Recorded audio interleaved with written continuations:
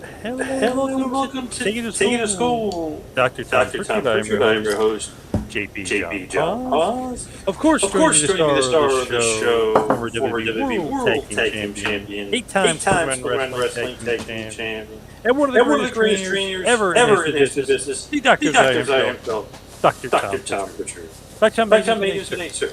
John, I'm doing great today. Thank you very much for asking. How are you doing today? That's the question. Can't Can't complain. complain. Good. We got Warm biscuits. Warm biscuits first. Nice. Ibsen. Ibsen. Hello. Thanks for coming back, Ibsen. I thought you were gone forever. What's going on the latest in JPWA? JPWA? Man, we had a great promo class tonight. Guys are coming on strong. This is the 6th week. So so we've been having some good classes. This summer it's been hot, and they've been leaving that round puddle every night in the middle of the ring. Good guys. We're going to Coalfield, Tennessee this week, Friday night. Joe Kazana Promotions, and they got a chance to see a good live event around Tennessee. They're setting up the ring tomorrow, and that's a big part of wrestling. That's I think a lot of people are still taking part in, but this is the first time. Well, actually, the second time, guys will be setting up a ring for Joe Kazana. How you doing? From David. Well, David, we're doing great. I'm doing great. Anyway, Jesus. What's up? Jesus, you're seeing what's up right now. This is as good as it gets, I think. Barbara. Look at that. Hello, Barbara. Yeah. Hope you're doing Hi, well. Barbara. I'm doing great. Todd, interested in getting into announcing. How could your school help me? Well, we can't. We don't teach announcers. We don't do referees either. That's one of those specialties that it's a rare job. Not a lot of people have it, and there's a reason for that. The competition is really stiff, and I would suggest trying to go to a local show that needs an announcer or commentator. If you're talking about ring announcing, that's a hard gig to get. Well, I mean, unless somebody knows you. If you have a friend who's running a show or whatever, but usually the guy running the show knows somebody who knows somebody for ring announcing. So, I mean, that just get known, get around there, and let everybody ask for an opportunity and see what happens. But we don't actually go into that at the JPWA. Ibsen wants to be a student. I can't be gone forever. I'm forever a student for this class. Oh, this class. I'm sorry. Yeah. There you go. Good. There you go. Very cool. Now, obviously, there's a lot of stuff going on. There might be a little bit of echo, as Barbara says here. Dr. Tom is a little bit of a... How about that? Here-ish. How about now? A little bit. Yeah, I We're can gonna still have to hear deal it. with it. Yeah, I'm having technical issues. I'm in the process of getting them fixed. So we'll have to work on that, John. Wanted to mention first the death of Judo Gene LaBelle. R.I.P. I know you had to share some memories with him on Twitter. Yeah, he was. He and Mike LaBelle were two different animals, and Gene was one of the boys, and Mike was the boss. He was the promoter, and the few times I only spoke to Gene maybe 4 or 5 times. It wasn't a whole lot, but I was very hell. It was my first territory, and this was Judo Gene LaBelle. So he and Red Shoes Dugan were two of the nicest men at that time around Los Angeles, and Judo Gene was that gimmick who lived it, but he was a very nice man. And yeah, he was always cool to be around, always cool to talk to. Mondo Guerrero put him over like $1 million before I met him. So, and it was everything he said. Just a very nice man, loved the business, but a badass when you didn't want to piss off. Proteges were Ronda Rousey and Piper. Yeah. Roddy Piper. Yeah, I can see why. Judo Gene, I think again he was one of the boys, and you know the story about him and Bruce Lee. Apparently, we weren't there, obviously, but that makes sense. And there's a lot of great stories about Gene LeBell with Bearcat Wright not wanting to drop the belt, and so they sent him to the ring, and then had Gene come out in a mask as a hangman or executioner or something like that. So he was a guy everybody respected and knew if it came down to kicking somebody's ass, it was going to be yours. So. What is the Bruce Lee story for everybody in case they don't know it? What's that? The Bruce Lee story. On the set of the Green Hornet, Bruce Lee was being an asshole to the stuntman, and Gene, I think, shut him down or hooked him or did something and embarrassed him. Then he put him on his back, and that could have been it too. I think there's a couple versions of the story, and Once Upon a Time in Hollywood, I think even did a version of it. Did you ever see that movie? Once Upon a Time in Hollywood? No, I need to see it. Oh, okay, great movie, I think. But the deal was that Bruce Lee wasn't treating people with respect, the stunt guys and everything else. But Gene worked with him on the set of the Green Hornet, and they got to know each other. And Gene was a martial artist, and I think he helped Bruce Lee in some things too. Yeah, there was some heat there for a while, I guess. At least as the folklore stands. Obviously, you weren't there. I wasn't there, so we don't know what really happened. But that's the story that Gene LeBell supposedly put Bruce Lee in his place on the set of the Green Hornet, and I could believe that. He was the referee in the Ali Inoki match, so he was a pretty important guy and a pioneer along the same lines that I think universally anybody would say he was a legit badass. The awesome thing, his grip. You put like the watermelon or whatever under your arm, you could pop it. Yeah, he had that grip. Yeah, he's one of those guys that were fun to be around if you were on the right side. Like Danny Hodge used to go in the shower with his grip and just turn the faucets all the way to where you couldn't get any hot water or something, or break them off, or some ridiculous, insane strength that these guys had, that you wanted to be on their side if there was ever a fight, because if they hooked you, you knew what was going to happen. The King of Kingsport, Bo James, says he choked out Steven Seagal, and there's video floating around. Yeah. So he was, he didn't take a whole bunch of crap, I don't think. If he didn't like you, especially Steven Seagal's that guy around Hollywood that maybe fabricates some of his martial arts skills. It doesn't take much to figure out, and I think karate and all that stuff, any of those arts or fighting, I think you have to on a regular basis to stay skilled. I truly believe you don't use it or lose it. And,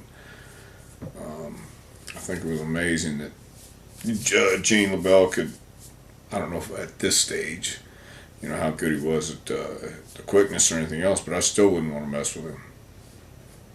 Now, Meltzer was recently talking about Judo Gene, and you kind of mentioned it too, that Mike was hated, Gene was loved. Right. Yeah. Why? Huh? Why though? What was Mike? Why? Because Mike was a smarmy. No, Mike was a smarmy, slimy snake. I got along fine with him because, again, I had no reason not to, but you could see the slickness and the lack of respect he had for not just the business, but the wrestlers, the boys themselves. I remember one time we had a coal miners battle royal.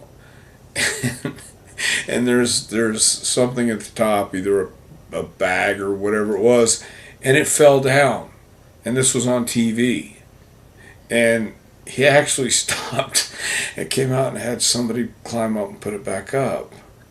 it was the damnedest thing. And they would have the time on the Olympic Auditorium right behind you, and they would just put the time for the TV that you needed to be out, and you'd finish at 0. And there wasn't a lot of people at the Olympic back then, but Mike was just a scum, or he was, I didn't know him that well. And I only spoke to him a couple times too when he would come down, but he barely came down to the locker room. And he barely conversed. But I think it was just the fact that he was more of the office side of things, and Gene was more of one of the boys. And I think back then it was especially for some people. They didn't want to be part of the office, and and Mike was that guy. He just kind of, I think he put himself on a different level than everybody else. So. Rich wants to know. Pampero Furco, was he in LA when you were there? He sure was. I worked with him a few times. He was another nice, very nice man. There were some nice people in LA when I first started. It wasn't drawing very well. You had guys like John Tolis and Ox Baker, Furpo, Ron Starr. And again, you had good veterans outside the ring like a Gene LaBelle and a Red Shoes Dugan. And when Freddie Blassie would come in, which he did, he came in twice when I was there. They were all. It was a cool vibe. It was a cool thing for everybody. So, but it was in its dying days, no doubt. Phil, good evening. Yes. Phil and Mike. Hello. So Mike Masters, aka Rocky Jones, also passed away. I actually interviewed him a few years ago, but. What was your thoughts on the passing of Mike? Gone too soon, obviously. The strange thing, he actually was working one time as a producer for the Sally Jesse Raphael show. Yeah. And I don't remember. It might have been in Nashville, but he called me out of the blue one time, and I don't even know how he got my number. But somebody had given it to him, and he was a great guy. He was actually he and I lived together a little bit. He lived with me and Van Nuys when I was out there. He lived like a couple months, and then he moved to Oregon. But he was a great guy, and he was one of the guys I always kept in my mind. And when they were looking for a name for Chris Mordetsky, that's where I thought, what about Chris Masters?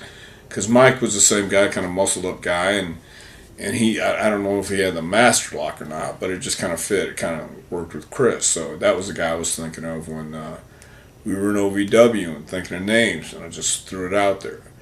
So that was Mike Masters. So yeah, it was a little shocking. When I saw that, I guess it was yesterday, and you know how your stomach kind of goes, oh, now I don't know. So, yeah, that was everybody's everybody from that territory is pretty much going away. And he had a great run in the WWF. I know, obviously, a lot of losses, you could say, but I mean, Bill Mascaras, Hogan, Iron Sheik, worked a lot of big names. Yeah, and he was a good worker. Very good worker, too. He lost his hair in L.A. to Mascaras, so he was great. So the topic at hand we want to talk about was Triple H, EVP of Talent Relations. He's now head of creative. Johnny Ace is fired. Vince is in more trouble. We'll get to that later if we could. But let's just talk about Triple H. There's a question here. Oh, man, where is it? Looking for it. Here we go. Who had a better mind for the business, Triple H or Shawn Michaels? This is from Matty R. Wow, I don't know who has the better mind. I think both of them are pretty intelligent in the business and know what to do and have a feel for it. And they both share the same way of thinking, I believe, on a lot of stuff.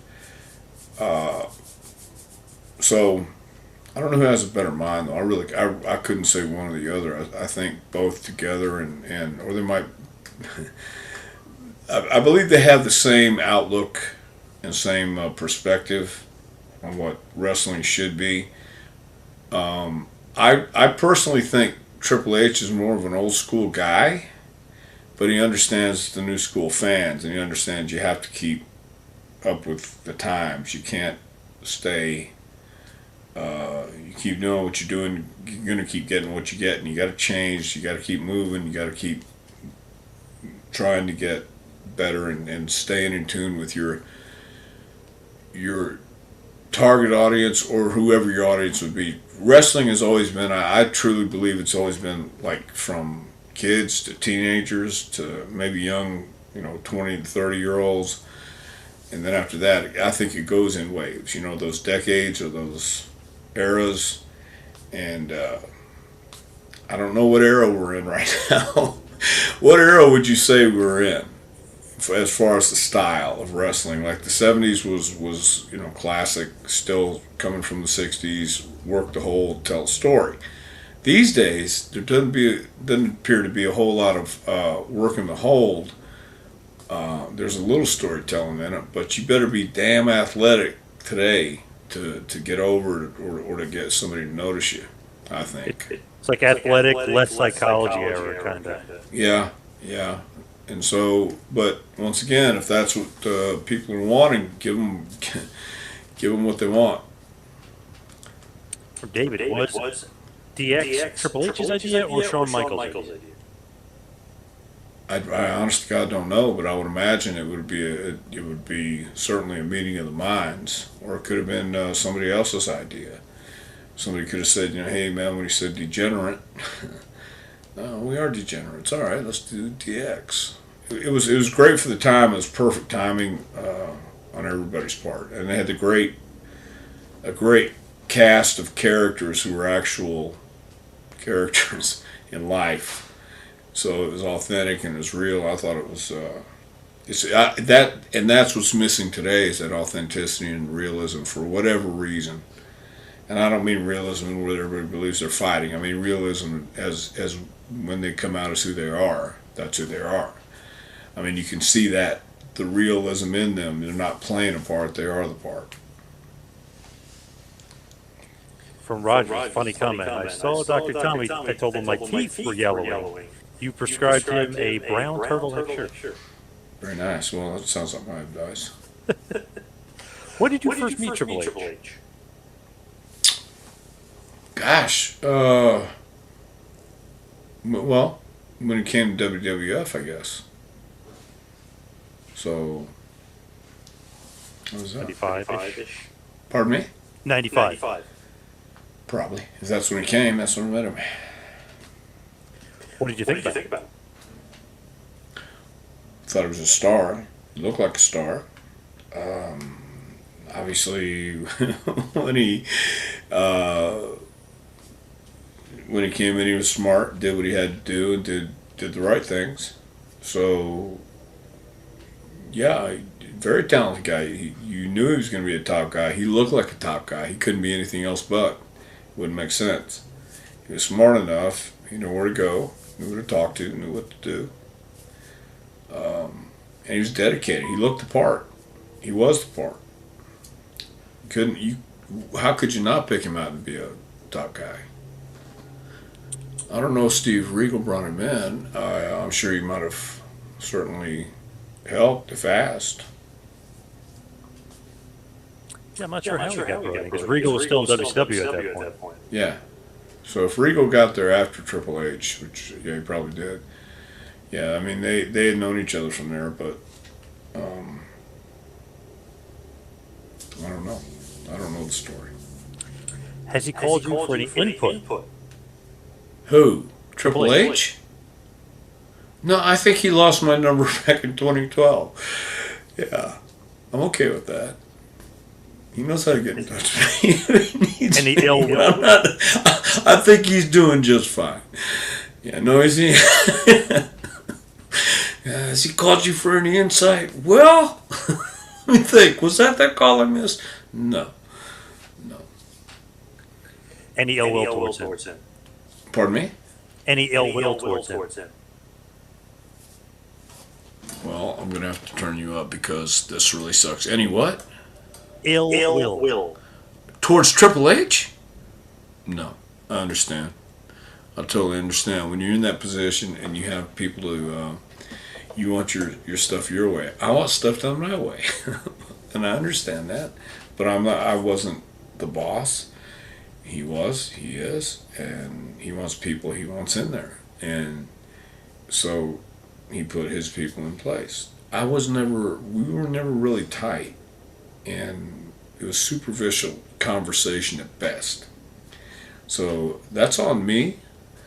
But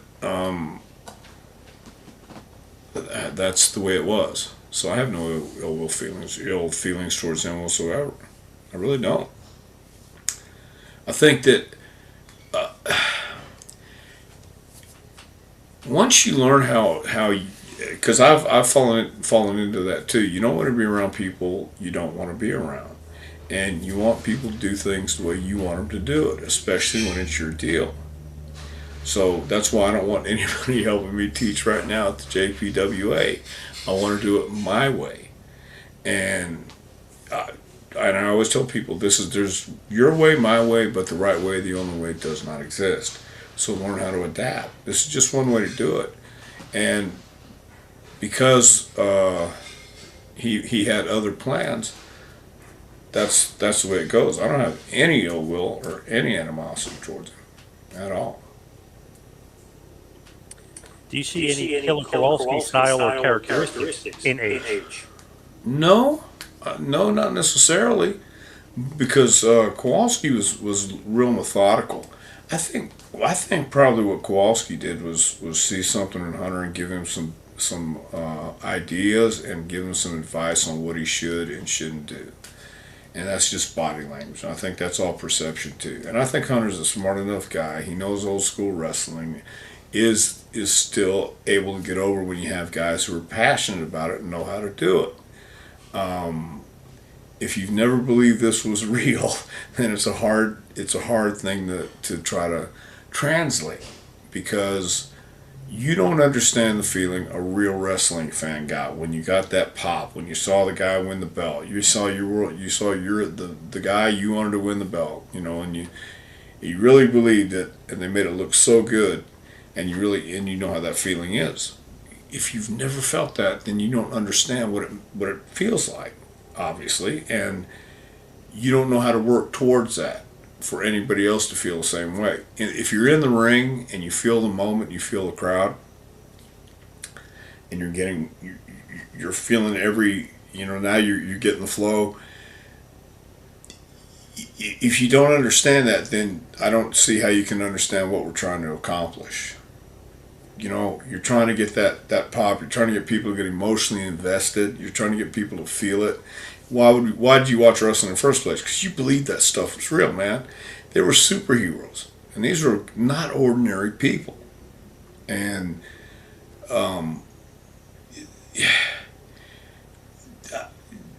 Triple H had that. Triple H knew he could feel it in the ring. He could feel it before he got to the ring. And so, Kowalski did that, but he was in a different way. I think Kowalski, especially when he was teaching, he was such a good man too. He was another very nice man.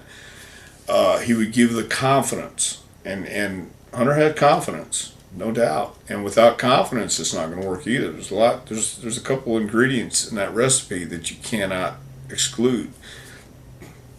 And I think Triple H will see that will feel the confidence off of somebody, and he'll know otherwise too. So he's a smart guy. He really is. But and I just think that he had he kind of developed his own style, his own that worked well for him. He might have done some stuff Kowalski told him to earlier, but I think he developed into Triple H. Did he get a lot of backstage heat for marrying the boss's daughter? I don't know. I mean, I really don't know. But, I think that the environment back there was pretty much controlled anyway. And I think if he did get any heat, nobody was going to say it, but I don't think so. But I really do think. No, never mind. I won't even say that. Roger said Triple H did China wrong. Well, probably so. And when you get involved in romance, sometimes it doesn't work out. And human beings are human beings. And yeah, maybe so. David says, were they dating? China? Yes, China and Triple H were dating. Right. Yeah, they were dating, making towns, kind of living together, I guess, on the road. And China said Triple H was cheating on her, Stephanie. Well, very possible. Again, affairs of the heart can be very, very delicate. And when you're close to somebody every day and then you show up and they're close to somebody else at work and you know it, it can be very awkward. It can be very difficult, no doubt. But I don't think it's only here. I think it's everywhere. Why does Triple H name his finishing move after dog food? The pedigree. Because it sounded good to him. Also, I think you know the difference between pedigree dog food and what a pedigree is, so I'll leave that alone. Let's see if any other good question. I'll wait on a couple of questions. With Triple H, though, when was the last time you spoke to him? Right before I got fired. Oh, that's the last time. Never talked to him since. No, I haven't seen him. At all the shows I've gone to in Knoxville, he hasn't been in. So I haven't even seen him. Damn, maybe he'll pop up recently or coming up. Well, here's the deal. I'm not really holding my breath. I was never part of his crew, and I'm okay with that. So there would be no reason to talk to him. And it's not that I wouldn't talk to him, not that I wouldn't say hello. It's all good. But I just haven't seen him. There hadn't been the opportunity. It's like, again, sometimes you don't talk to anybody for a while. And I'm not one of those guys who calls up every day or every week. So that's on me too. Did you give any good ideas when you were a road agent in '98? Did you ever work with them? No, not one. I gave some ideas, but not any good ones, no. Have you ever worked with them? I can only find one match, and you were actually the referee. Worked with who? Triple H. Oh, no. Just as a scab referee. No, I haven't worked with Hunter. It was 1999. It was Shane and Test versus China and Triple H, and you were the scab rep. Yes, I was. Yep. Why did you think he was such a star, Triple H? Like, what is like? Look at about him. Look at him. Yeah, he looked like a star. He carried himself as a star backstage and on stage. He was the part. He wasn't playing a part. He went to the gym. He didn't drink. He took it seriously. He handled himself like a star. He looked it. He was it. You knew it. You didn't know. He looked like somebody. You didn't have to go. Does he clean up the place? No. No. Triple H looked like a star. So. Richard says, smart guy, Triple H. He was a roid head. Nothing more. What do you think about that? Well, unless you know him, I don't know if you're qualified to say that. But you're welcome to your opinion. A lot of... You're going to have haters anywhere, so that's okay. But he was a lot more than just a roid head. And I think he fit the part, and I believe that's more than half the battle, is looking the part.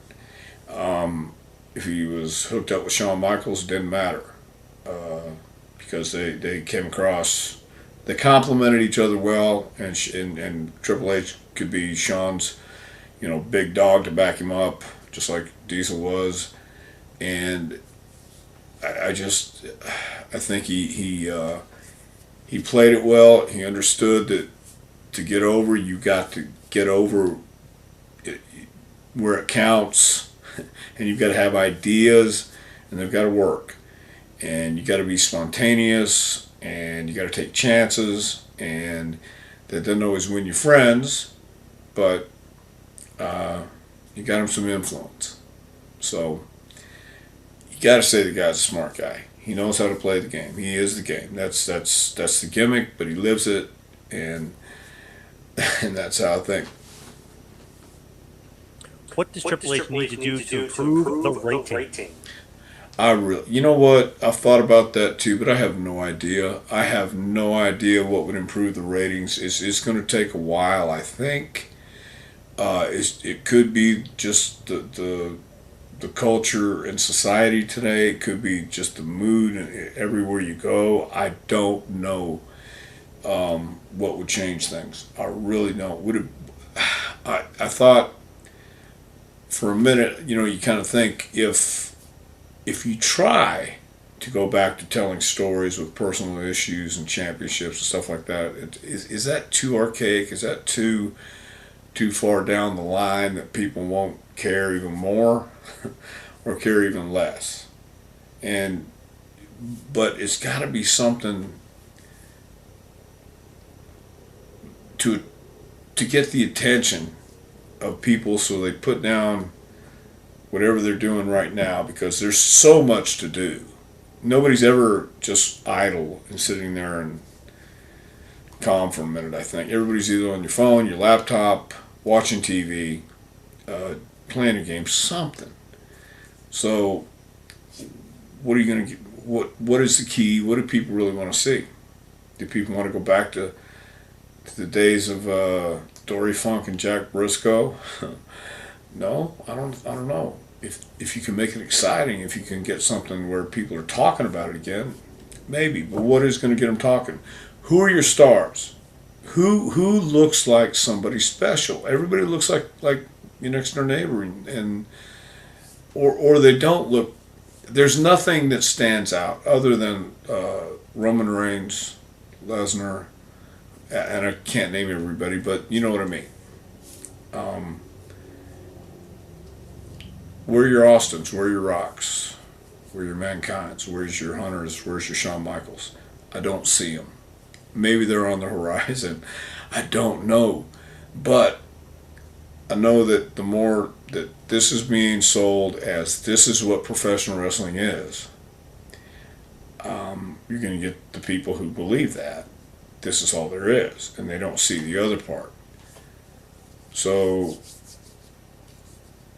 I don't know. I didn't fall in love with this type. I fell in love with the drama and the stories, the promos, the mystery, not everybody knowing everything, but different time, different place, different culture. What's going to be the next big thing? I don't know. Do you think that he could be the head of creative, even though in NXT he lost to AEW so much?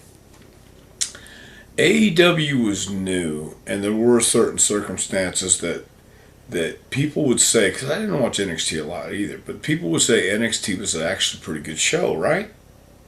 The better wrestling show. Mm-hmm. So now I understand that it is more spot nonstop than it is about the wrestling. That could change in an instant too, if the mandate came down and said we're going to try this going forward, and we're going to tell stories this way going forward, as opposed to scripted hold for hold, move for move matches and promos. But the problem is there's not a lot of guys on the roster. There's a few, but not a lot, who can go out there and feel it, know what you're doing in the beginning and the end, and fill in the rest. Create, have a match, call it on the fly, without having it written down, because it looks so rehearsed, pre-programmed.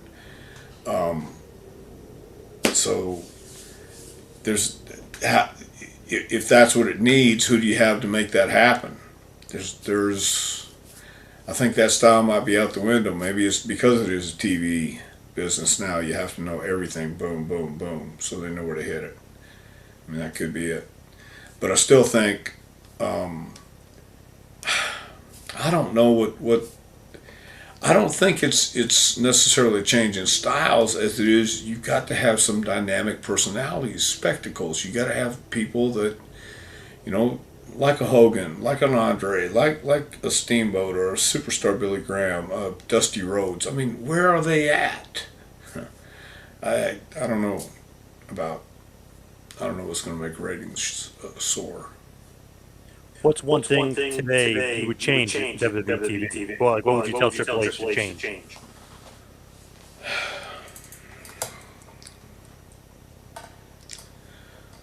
Well,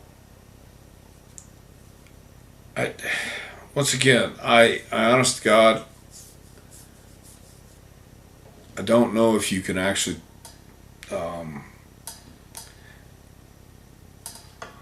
Oh, actually, I think you can. You can tell and explain, and also show by demonstration the videos and get a look at these people.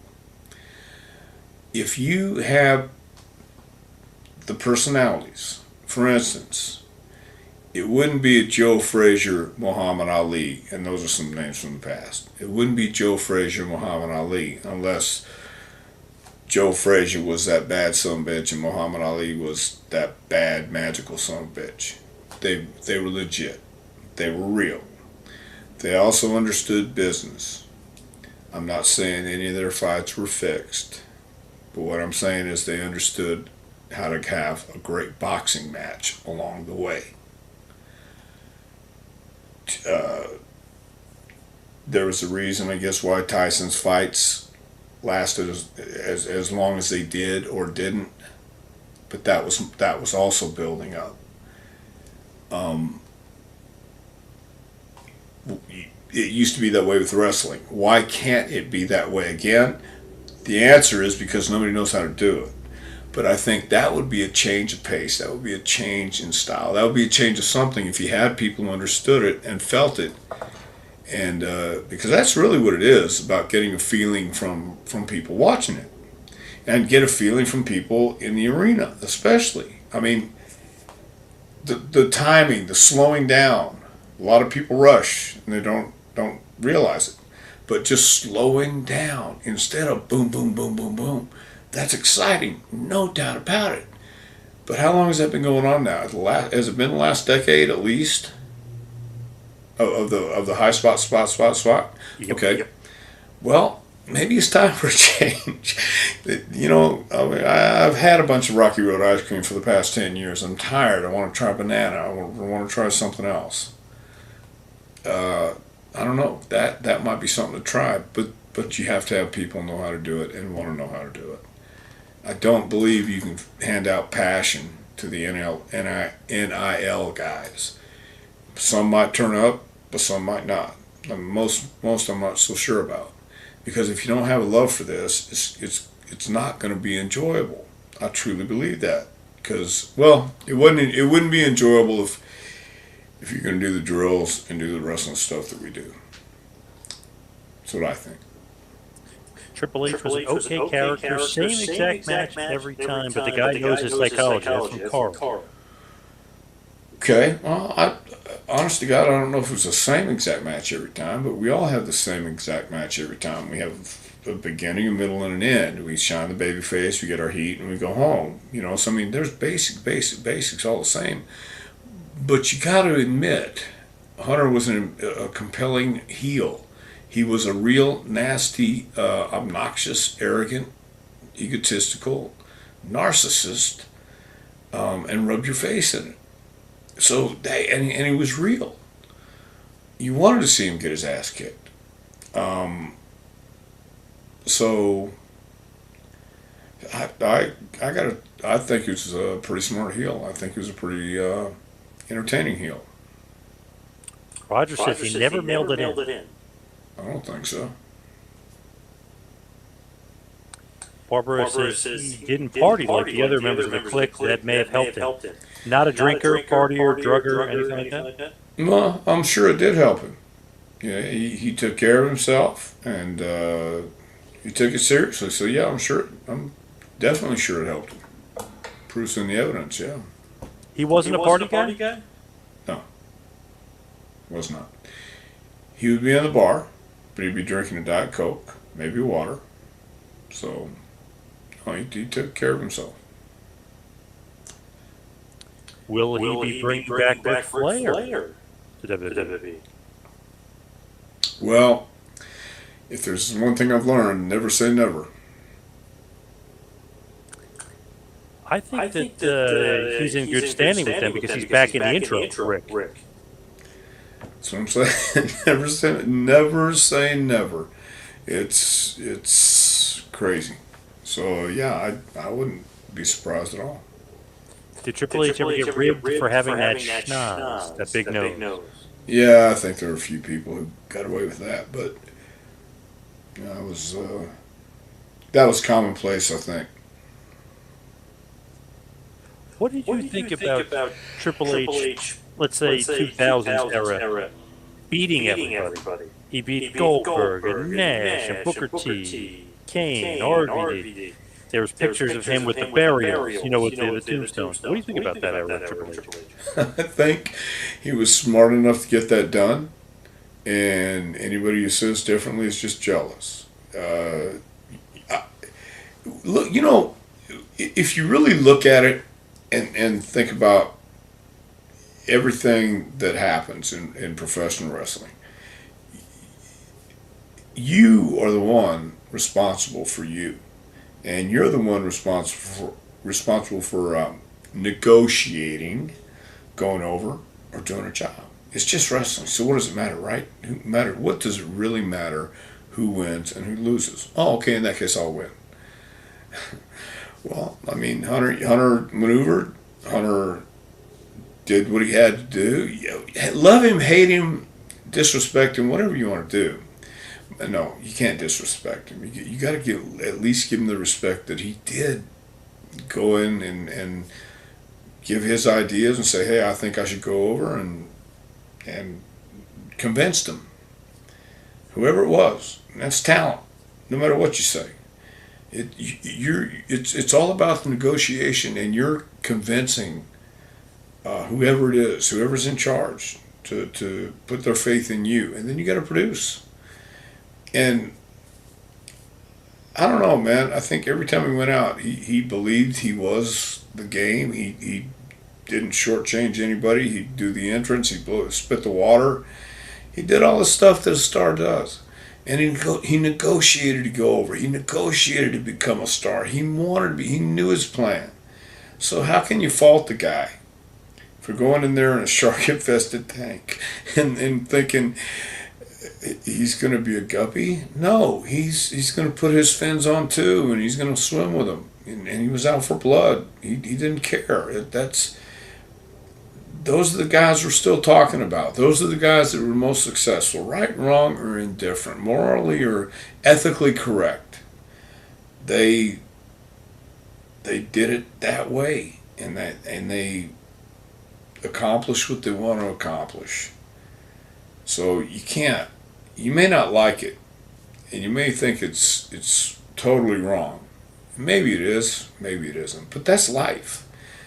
People want to say that, no, it's really not. But no, it really is, because that's what it is. That's what they did, and that's what you have to do. So when he's beating everybody, it's because the other guy didn't say enough. No, I'm not going to get beat. The other guy said, okay, cool. I get it. But don't fault Triple H because he outmaneuvered the guy who was trying to outmaneuver him. Because it's not like at that level you're going to say, oh yeah, go ahead. No, sure. No, don't worry about me. No, because you are worried about you. Nobody else was worried about you, so you damn sure better be worried about you. And he was. That was about all he worried about. Phil says pedigree, of course, was reference to Triple H's Blue Blood roots, well, which was the gimmick, and that's why it's really called pedigree. Yeah, we knew that. But, yeah, not the dog. But I like that. That was a good joke, though. Ha ha. Okay. Was NXT Triple H's idea? I do believe that was his idea. We had FCW in Tampa, and then it started the NXT thing. Excuse me. on Raw, SmackDown, right? Anyway, they had a group of guys go from there to NXT, and then it became NXT. It was when, right around the time when I think the internet was reporting that FCW was going away and they were moving to Orlando. And I called the office and said, "Hey, what's this about going to Orlando?" So, "Oh no, that's not true. I don't know how they got hold of that. I don't even know why they printed that." Oh yeah, now I know. So they actually told me a lie. Can't believe that. I'm real. No, I actually did believe it. So that's okay. The writing was on the wall, John. Now, with Triple H, obviously NXT was his baby. Now he's in charge of WWE, the creative. He's doing EVP of talent. Is it too much to do both, like EVP of talent and creative? Well, I know it's a stressful job doing one, but doing two? Okay. He's had a heart condition. He's got some health issues, but I think that goes back to understanding what he has to do. And I don't think he's going to have the same crazy hours as Vince had.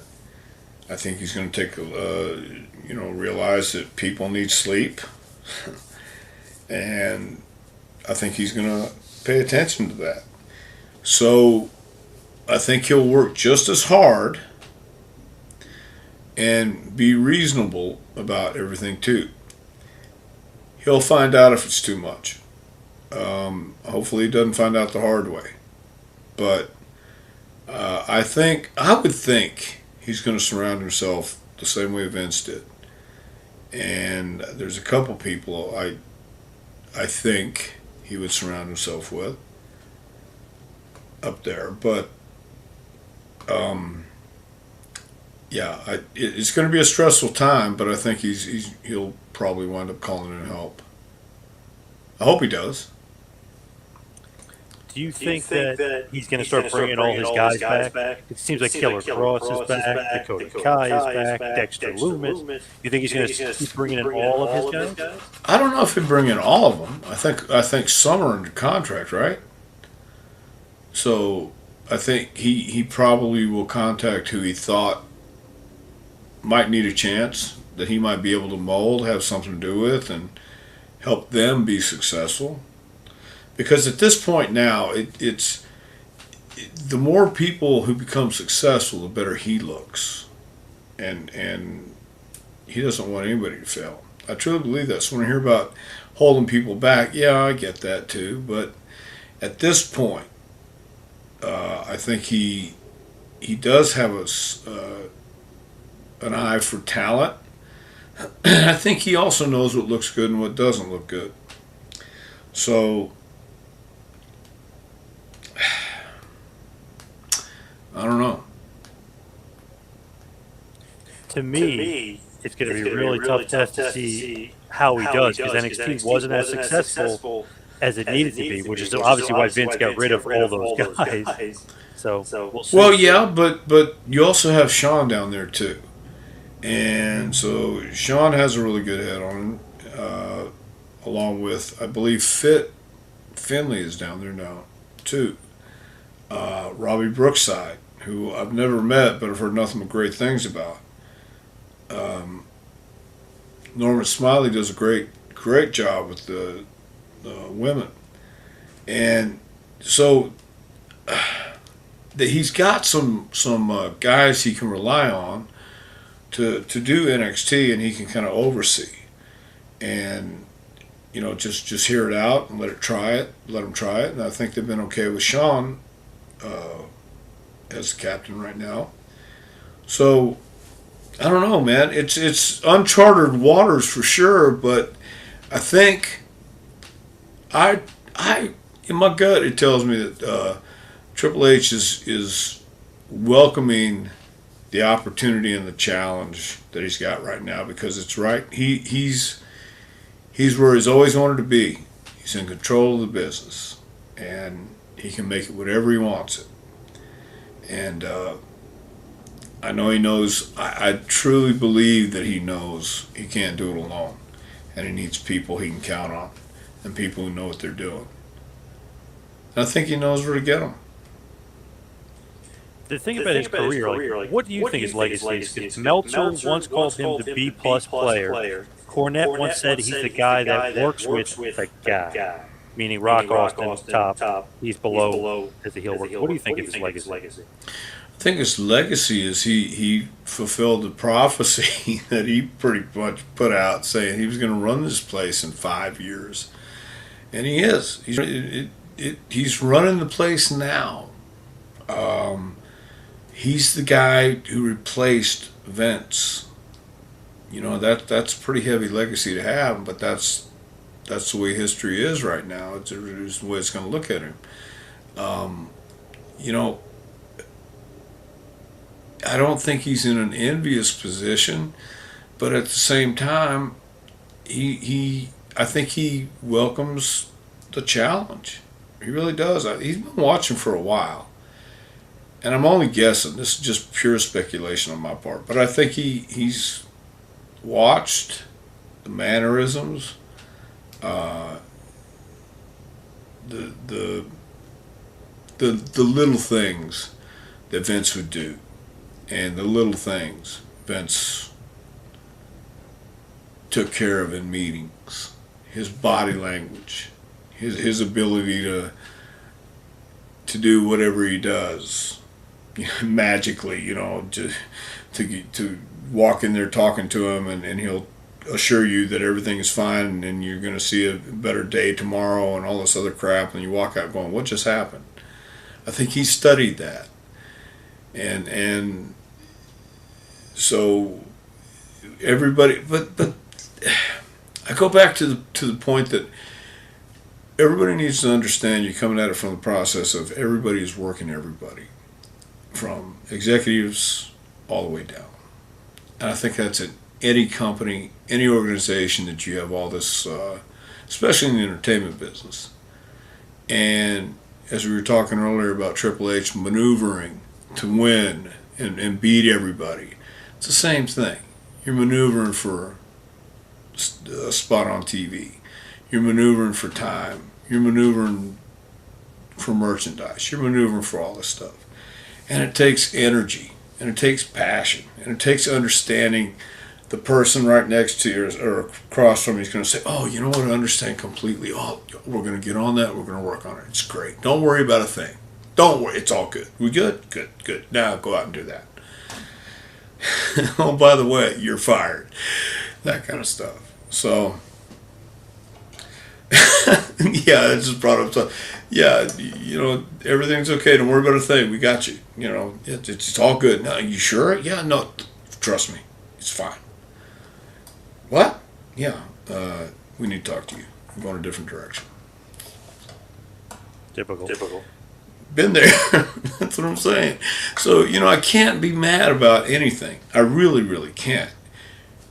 It's the entertainment business. It's wrestling. It's a lot of things that people don't really understand when we say it's more real than you believe. It's more real than you think once you get in it.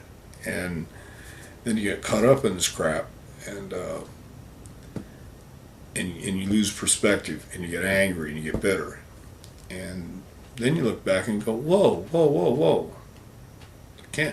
Don't hate the player, hate the game. You know? So that's what it is. Let's get to some fan questions. Brian Starr, can you please go into detail about the man in the middle drill? All you doing, we got one man in the middle, we have two people on each corner, sometimes more, and they feed in, like we go 5 times in a routine, another 5 times, we do that like 5 times.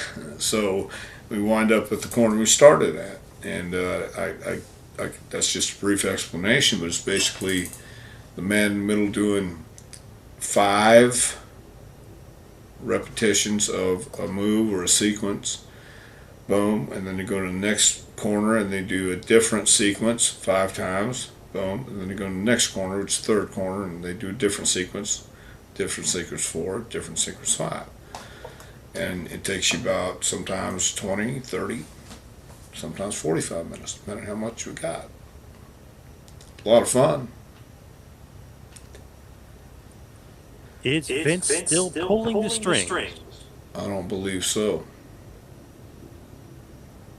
Hope not, right? Jeez. Well, no, yeah, he's not. He's not allowed to, and that would be a real stupid move on his part. I don't believe he is. I mean, I have no way of knowing, but I don't think he is. So an old USWA match between you, Terry Garvey, versus Jerry Lynn and Danny Davis. I always felt Jerry Lynn should have made it bigger. Was there anything holding him back? No, I agree. Jerry Lynn should have definitely probably been bigger, but I think Jerry was content with what he did. And I think, once again, Jerry's probably one of those guys, very laid back, didn't make a lot of waves, didn't want to make a lot of waves, hell of a worker. And I think that was the only thing, just not being aggressive and pushing for anything else. I think he was content and happy where he was. He had some, he had some pretty good matches in his career. He really did. Oh yeah. Yeah. So Great wrestler. I don't think it certainly wasn't talent. It was just sometimes you're too laid back and you don't make too many waves. How did you react when you were presented with the body down his gimmick? Sorry. Well, wasn't real happy. Didn't really want to do it, and then all of a sudden I thought, I don't have anything else right now, so let's do it. But I did not like it. And I didn't like it when I did it. Wasn't feeling it. It was not a good time. But once again, that's all on me, man. That's a whole different show and a whole different time. Dream opponent never wrestled. Terry Funk. Easy, right? That's a good one. Yeah, I mean, I wrestled Dory, but never wrestled Terry. Now, Dr. Tom, let's go to the plugs. Where can we get the awesome book? Well, great. You can get that awesome book at jpwrestlingacademy.com. Just click on the homepage training. It'll come up, and you can order it at jpwrestlingacademy.com. Barbara says required reading for new WWE stars. Well, some of the suggestions might be, I mean, the yearly workout schedule is different, and there's a story why I wrote the book in the beginning, or in the first place, but there are some good suggestions in there if it might be required reading, but they also have their own book now. And they require them to read that, so I think they want to live by their book. You can follow me on Twitter and Instagram at 2Man Power Trip. You can follow Dr. Tom on Twitter at Dr. Tom Prichard. Go to Pro Wrestling Tees, ProWrestlingTees.com. Visit JPWA or Dr. Tom. Dr. Tom, what else you got going on?